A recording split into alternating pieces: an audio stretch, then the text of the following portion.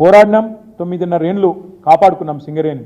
ఈరోజు కూడా మళ్ళీ చెప్తా ఉన్నాం, తిరిగి మళ్ళీ సింగరేణికి ప్రమాదం వస్తే కాపాడగలిగేది కేవలం ఒక కేసీఆర్ ఆధ్వర్యంలోని బీఆర్ఎస్ మాత్రమే. ఇది ప్రజలు గుర్తించాలని చెప్పి మేము కోరుతా ఉన్నాం. తెలంగాణకు రక్షణ కవచం, తెలంగాణ ప్రయోజనాలకు శ్రీరామ రక్ష ఎన్నటికైనా మరి బీఆర్ఎస్ పార్టీ మాత్రమే అనే మాట నేను విజ్ఞప్తి చేస్తూ మరి చివరిగా నేను ఒకటే పాయింట్ చెప్తా ఉన్నా. ఇవాళ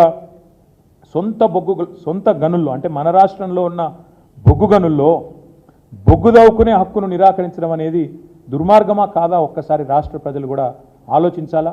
ఈ రెండు జాతీయ పార్టీల డొల్ల వైఖరిని కూడా అర్థం చేసుకోవాలని చెప్పి కూడా నేను కోరుతూ మరి సింగరేణిని నిర్వీర్యం చేసి బొగ్గు గనులను కార్పొరేట్ గద్దలకు కట్టబెట్టే ఈ ప్రయత్నాలను మేము తీవ్రంగా నిరసిస్తూ రెండు జాతీయ పార్టీల వైఖరిని కూడా తీవ్రంగా తప్పుపడుతూ ఈ నిర్ణయాన్ని ఉపసంహరించుకోవాలని చెప్తా ఉన్నాం. చివరిగా నేను ఒక మాట చెప్తా ఉన్నాను, తప్పకుండా 4.5 ఏళ్ల తర్వాత మళ్ళీ మా గవర్నమెంటే వస్తుంది. మరి ఈరోజు ఎవరైనా తొందరపడి ప్రైవేటు వాళ్ళు వచ్చి ఆ బొగ్గు గనుల వేలాల్లో పాల్గొంటే వాళ్ళకి నేను ఇప్పుడే చెప్తా ఉన్నా, మమ్మల్ని తర్వాత తప్పు పట్టకండి.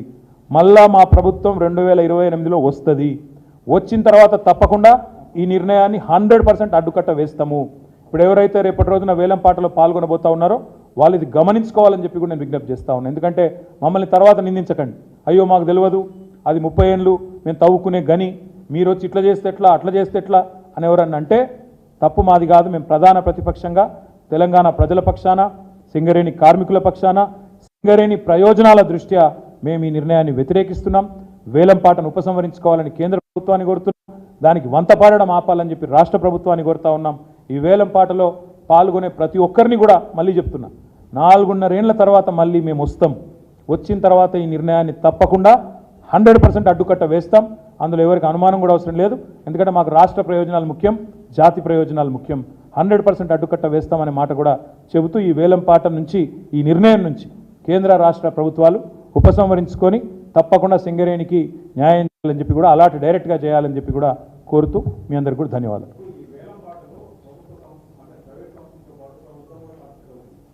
ఎందుకు పాల్గొనాలా ప్రభుత్వం? అసలు కాదమ్మా, మేము ఇక్కడ స్ట్రైట్ పాయింట్, అది జాతి సంపద. బొగ్గు అనేది జాతి సంపద. రాష్ట్రము, కేంద్రము, అల్టిమేట్గా జాతి అంటే భారతదేశం, భారత జాతి సంపద. డైరెక్ట్గా భారత జాతికి సంబంధించిన కంపెనీ ఉండగా నీకు 51% రాష్ట్ర ప్రభుత్వ వాటా, 49% కేంద్ర ప్రభుత్వ వాటా ఉండి రిజర్వేషన్లలో మంచి ఉద్యోగాలు ఎస్సీ ఎస్టీ పిల్లలతో సహా అందరికీ ఇచ్చే మంచి సంస్థ ఉండగా దాన్ని కథ పెట్టి దాని మెడ మీద కత్తి పెట్టి నువ్వు కూడా వేలంపాటలో పాల్గొనాలని అనుడేందుకు మొదలు? రెండవది, ఒరిస్సాలు ఇస్తవెట్లా, గుజరాత్లు ఇస్తవెట్లా, తమిళనాడులో ఆప్తవెట్లా, తెలంగాణకి ఇవ్వట్లా? ఎందుకంటే మా బీఆర్ఎస్ ఎంపీ లేరనా? 10 ఏళ్ళు ఆగుతుంది కేసీఆర్ ఉంటే. కేసీఆర్ పోగానే ఎందుకు దీనికి స్టార్ట్ అవుతుంది కథ? ఇక్కడనే నేను అనేది అర్థం చేసుకోవాలి తెలంగాణ ప్రజలు కూడా. కేసీఆర్ ఉన్న నాళ్ళేమో సాహసం చేయలే, మోడీ గారు సాహసం చేయలే, కిషన్ రెడ్డి గారు సాహసం చేయలే. కేసీఆర్ జర్రాట్ పక్కకు పోగానే ఒక్కొక్కరు ఇవాళ వాళ్ళు జూలు విధులుస్తున్నారు, వీళ్ళు దానికి మంచిగా దువ్వెన పెట్టి దువ్వుతున్నారు ఆ జూలుకు. ఇదే నా పద్ధతి. మరి అల్టిమేట్గా రాష్ట్ర ప్రయోజనాలు లేవు, సింగరేణి ప్రయోజనాలు లేవు, కార్మికుల ప్రయోజనాలు అంతకంటే లేవా? ఎందుకు పాల్గొనాలి అసలు వేలల్లో? ఇది చెప్పాలా వాళ్ళు సమాధానం ముందు. Thank you. ఏమంటారు? డెఫినెట్గా ఉంటుంది. వాళ్ళు మీకు మళ్ళీ ఒక్కసారి చెప్తున్నా, రేపు ఎవరన్నా పొరపాటున ఆక్షన్లో పాల్గొంటే, కొంతమంది ఉంటారు పాల్గొంటే వాళ్ళకు ముందే చెప్తున్నా, మేము మమ్మల్ని తప్పు పట్టకండి. 100% మా గవర్నమెంట్ 4.5 yearsలో వస్తుంది. నెక్స్ట్ గవర్నమెంట్ మాదే. వచ్చినాక ఈ నిర్ణయాన్ని తిరగదోడుతాం, 100% అడ్డుకుంటాం, రద్దు చేస్తాం, అది కూడా చెప్తాం. ప్రత్యక్ష కార్యాచరణ మీరు అన్నారు, తొందరలో ప్రకటిస్తాం. ఎల్లుండి మా మీటింగ్ కూడా ఉంది, ప్రకటిస్తాం. మరి అవి ఎట్లు ఇచ్చిండ్రు? అవన్నీ గుజరాత్కు సాధ్యమవుతుంది, ఒరిస్సాకు సాధ్యమవుతుంది, తమిళనాడుకు సాధ్యమవుతుంది, తెలంగాణకు మాత్రమే సాధ్యం కాదు. ఎందుకు ఇక్కడున్న ఎంపీలు అంత చేతగాని వల్ల పార్లమెంట్లో కూడా దీని గురించి మాట్లాడరా? సమాధానం చెప్పరా? అలాట్మెంట్ ఈజ్ డైరెక్ట్ కదా. తెలంగాణ రాష్ట్రానికి ఒక రక్షణ కవచం, ఒక శ్రీరామ రక్ష